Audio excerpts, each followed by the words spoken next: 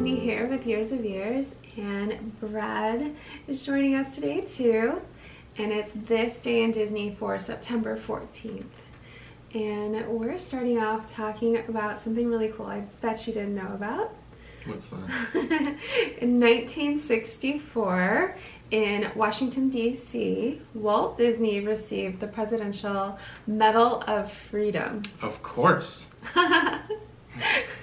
But did you know about that? No. No, I didn't. I wasn't aware of it either. So another awesome tidbit of history we're learning today. So in the ceremony was in the East Room and of the White House at noon, or high noon, and President Lyndon B. Johnson presented Walt with a medal. Wow. Yeah. LBJ. So Walt's achievements in receiving the Medal of Freedom were artist and impresario. In the course of entertaining an age, he has created an American folklore. He has many. Yeah. And celebrated folklore that existed and really canonized it and preserved it. Right. Yeah. Really awesome that he received this award, and that obviously this was 2 years before he passed away, so really good that this happened in 64. So the recipients of the medal are those who have made outstanding contributions to the security of national interest to the United States or world peace, or those who have made significant public or private accomplishments. And he did all those. I mean, I feel that he falls under world peace with It's a Small World. Right. 100%. Well, that was an anthem that was known the world round. It's still sung to this day and really brought us together culturally. No, So, absolutely. And also, this is the nation's highest civil honor. Really? Yeah. So it's the highest honor you can get as a civilian. Wow. Well deserved. He really did. And just thinking back on everything that he did, I mean, being involved with the Olympics as well. Mm-hmm.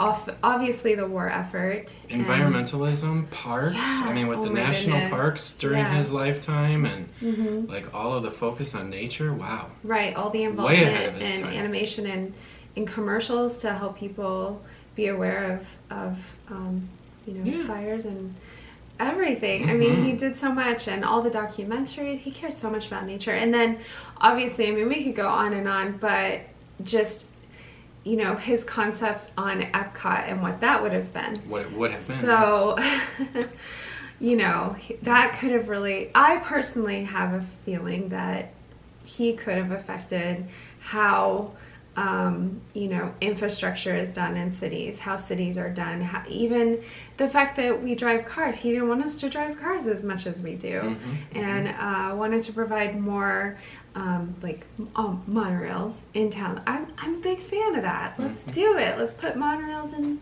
and towns. He wasn't the only one. Down here in Florida, there was a gentleman named Bach, and he was creating affordable housing, and a lot of those have been built throughout Central Florida and date back to that time. So he was.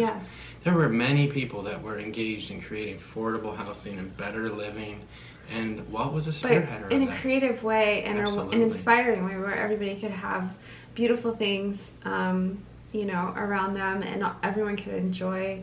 Walt wanted people to be able to come and enjoy this amusement park and work there and live there on sabbaticals. Wouldn't you love that, to live at Disney World for 6 to 8 weeks or longer? And we do. But right there on property, yes, and using the transportation and working there too.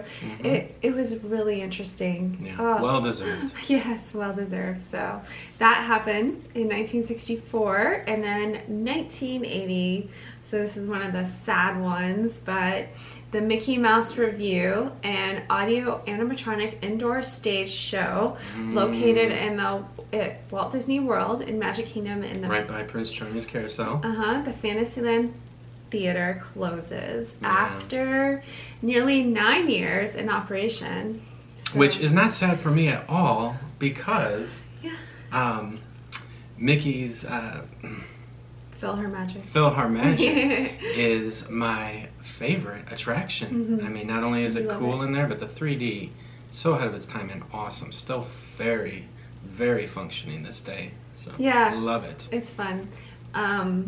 So I mean, I've seen this on video, and it's in Tokyo Disneyland now. I think it's still in operation there. It was dismantled and shipped to Tokyo. It was the first. This was one of the original attractions in 1971 at Magic Kingdom, and it was the first to be dismantled and shipped somewhere. Yeah. So and it is amazing. I mean, there are so many characters. I think even the Three Little Pigs are in that one. Three Little Pigs, Snow White and the Seven Dwarfs, and they're all animatronic. Lots, like Baloo is in there, Winnie the Pooh, and they're all part of the musical concert, basically. Yeah. So, but I didn't realize there was a pre-show. So that's not one that we ever got to see. So probably in that loading area they had a pre-show. And it detailed the history of Mickey's illustrious career, starting off with Steamboat Willie and featuring his role in Fantasia, and ending with Mickey and friends dancing around Disneyland. So this gave me a lot of thoughts on Disney World, Disneyland crossovers.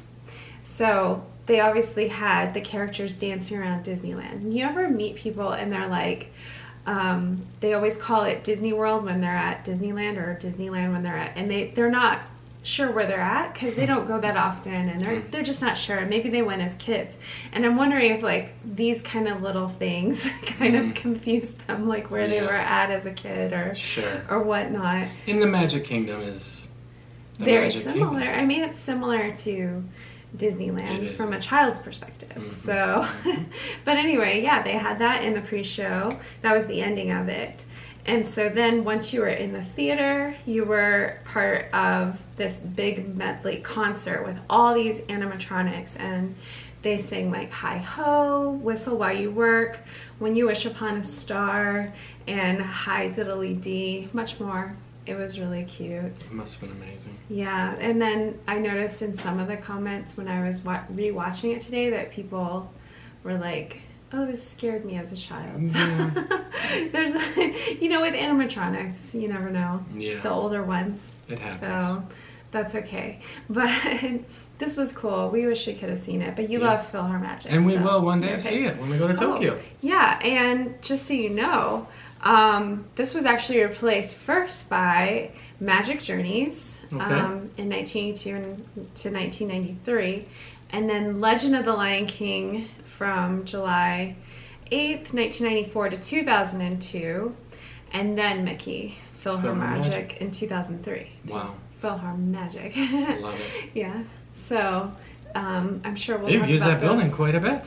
Yeah, those two other shows another time. Yeah. Yeah. And I mean, at the time, on the other side of the carousel would have been 20,000 Leagues Under the Sea, instead of New Fantasyland. I mean, totally amazing. Totally different, whole thing, and you still had Snow White and her scary adventures. What I would have did. I don't know that the Mine Train is totally a fair trade for Snow White's representation. I mean, I love the Mine Train, but man, if we could have Snow White as well, that would be wonderful. Hopefully they dismantled it well and it's preserved somewhere. Preserved, yeah. So that was an awesome ride. We love that ride too. And then at this time, 1971, Mr. Toad's would have been where Winnie the Pooh was too. So totally different atmosphere. Amazing. So anyway, interesting, huh? Hey, absolutely. Yeah, I got so. Still love PhilharMagic. Well, that's it for this day in Disney. We hope you guys